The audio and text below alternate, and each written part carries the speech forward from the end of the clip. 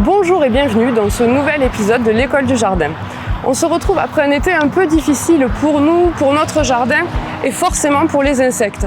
Moi, j'ai envie de redonner la vie dans mon jardin qui a quand même vécu des moments difficiles, mais je pense que je vais avoir besoin d'un spécialiste. C'est Gilles aujourd'hui qui va nous aider à recréer la vie, à faire venir des insectes dans notre jardin pour polliniser, c'est-à-dire avoir des belles fleurs et des beaux légumes. Allez, on va chercher Gilles. Ah, Gilles. Bonjour. Bonjour, tu es là. Je te cherche parce que aujourd'hui, j'aimerais remettre en état mon jardin. Oui. J'aimerais lui apporter des soins un peu particuliers pour pouvoir accueillir une multitude d'insectes, mais j'imagine qu'il y a peut-être des étapes à respecter. Qu'est-ce que tu peux nous conseiller en première étape? Peut-être faire un diagnostic de l'état du jardin. C'est vrai que cette année, avec la sécheresse, les plantes ont beaucoup souffert, dû à une forte luminosité. Beaucoup ont brûlé, beaucoup ont été affaiblis et maintenant elles sont souvent attaquées par des insectes qui les affaiblissent encore plus. Donc maintenant ça va être de l'observation, le comprendre ce qui se passe dans votre jardin pour pouvoir améliorer tout ça. Donc on va aller regarder chaque plante et essayer de repérer ces fameux parasites. Voilà, c'est ça. Mais moi je ne sais pas qui c'est ces parasites. Est-ce que tu peux m'en dire plus? Alors dans le jardin on va trouver différents types de parasites, que ce soit les insectes piqueurs-suceurs, comme le puceron, l'araignée rouge. Vous allez avoir les parasites qui vont manger les plantes. Les fameuses chenilles processionnaires. Entre autres, chenilles processionnaires ou la pyrale du buis. Je touche du bois pour l'instant. J'ai pas constaté ce genre de dégâts dans mon jardin, mais Tant mieux. est-ce que tu pourrais me conseiller Alors on peut prévenir pour certains insectes en mettant aussi le plus naturellement des plantes qui sont répulsives, comme le basilic, la lavande, le yéden qu'on connaît bien sur les potagers, pour les tomates, entre autres. Je vois, d'accord. Mais est-ce que tu pourrais un peu m'en dire plus? Par exemple, je vois de la menthe. Ça, c'est de la menthe verte. La menthe verte a une propriété, par exemple, pour les choux. Tout ce qui est crucifère, comme le radis, tout ça, va éloigner un insecte qu'on appelle l'altise qui perce les feuilles de ces plantes. Donc je la plante au milieu. Vous allez la planter à côté de façon à éloigner. Par contre, on ne plante pas la menthe près des carottes. Pourquoi ça lui fait quoi la carotte? Voilà, ça l'empêche de se développer. Alors peut-être on va pouvoir lui mettre du basilic. Alors, le basilic, c'est une plante qui est vraiment très répulsive par son odeur. Vous pouvez toucher et c'est vrai que ça sentir. sent fort. Voilà. C'est bien en cuisine aussi. Effectivement, Voilà. c'est pratique. Dans tous les cas, ce ne sont pas que des plantes Non, aromatiques. C'est pas que des plantes aromatiques, vous avez des fleurs aussi, comme les œillets d'Inde, qu'on connaît très bien pour le potager et notamment les tomates. Et alors, eux éloignent qui? Alors, ils vont éloigner le puceron. Beaucoup d'insectes, beaucoup de papillons n'aiment pas ces odeurs-là. Et La lavande. J'allais dire du thym. C'est de la lavande. Voilà. Ah oui, voilà, forcément. Donc la lavande elle a pas participe fleuri. en plus à une très belle floraison, à monter des fleurs qui servent aussi aux pollinisateurs. Et puis elle reste toute l'année. Voilà, c'est ça.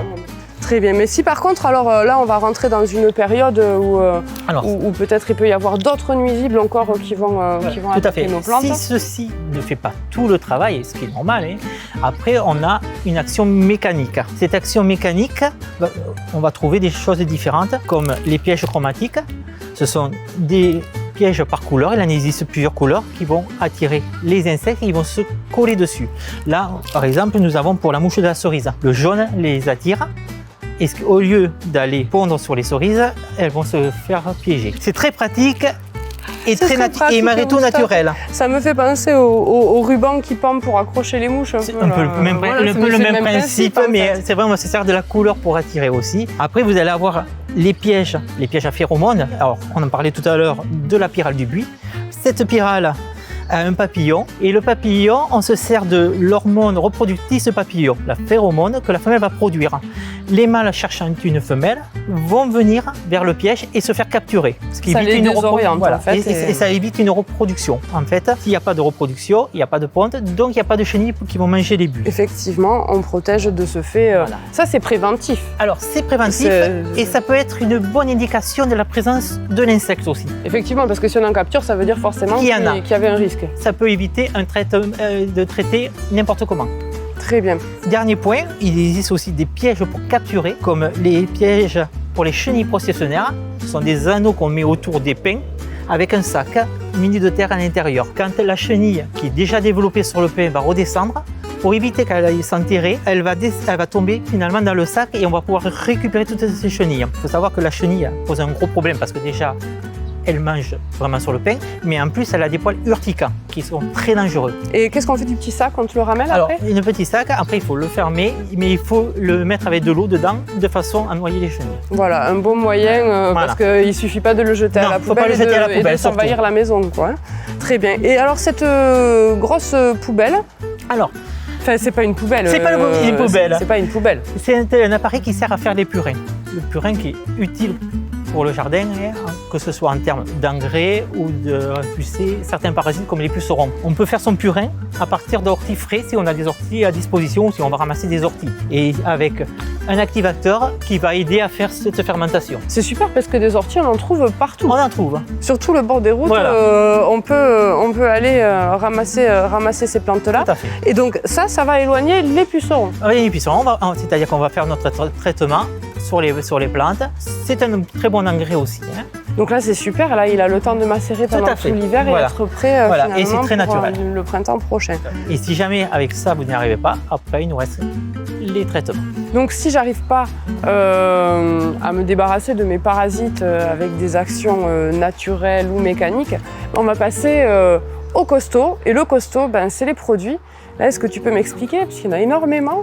Alors, nous allons avoir les produits fongicides et les produits insecticides. Dans les deux cas, ce sont des produits qui sont respectueux de l'environnement, qui ont les mentions utilisables en agriculture biologique. Alors, est-ce que tu peux me dire juste, en tant qu'un peu débutante, quand même, insecticide, je comprends bien la définition, c'est pour éloigner les insectes.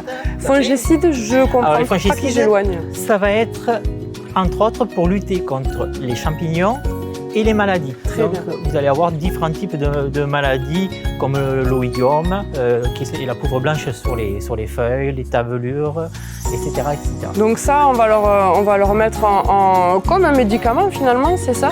Je vais identifier le problème et à partir de là, je vais leur donner une solution. Très bien, donc vous avez compris, si vous repérez une feuille un peu malade, vous venez trouver Gilles.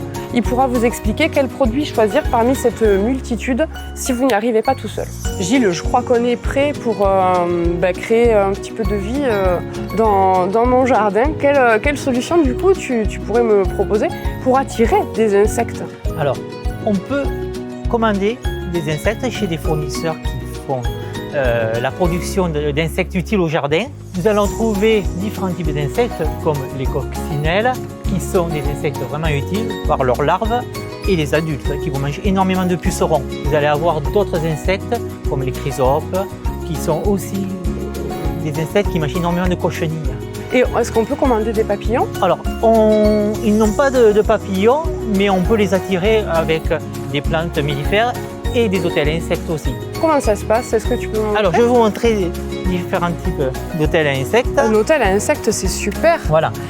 C'est vrai que l'hôtel à insectes va attirer des insectes utiles, soit à la pollinisation, soit utiles parce qu'ils vont aller manger d'autres insectes indésirables. Par exemple, nous pouvons voir que tous ces trous de bambou vont attirer des abeilles solitaires. Ce qu'on appelle, c'est une abeille qui vient pondre à l'intérieur, qui va mettre un œuf, bâtir, remettre un œuf, et ces abeilles vont aller polliniser les fleurs aux alentours. Super, et on choisit en fait l'hôtel en fonction de la taille de notre potager et de ce qu'on veut attirer aussi comme insecte. D'accord. Après, il existe plein de types. Vous avez aussi une nichoir à chauve-souris pour vous débarrasser de quelques moustiques indésirables. Ah, ça c'est très pratique. Voilà.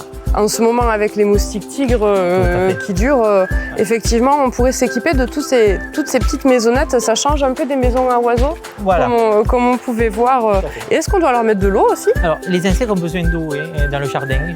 Si vous avez une mare, un bassin ou des coupelles d'eau, que ce soit les oiseaux ou les insectes boivent. Les abeilles, entre autres, boivent énormément d'eau. Merci beaucoup Gilles pour tous ces précieux conseils. J'ai même pas peur d'attirer des insectes dans mon jardin et je suis sûre que vous non plus, vous n'aurez pas peur maintenant et que vous avez trouvé des solutions pour pouvoir créer un écosystème varié dans votre jardin. J'ai du travail, je vous dis à très vite.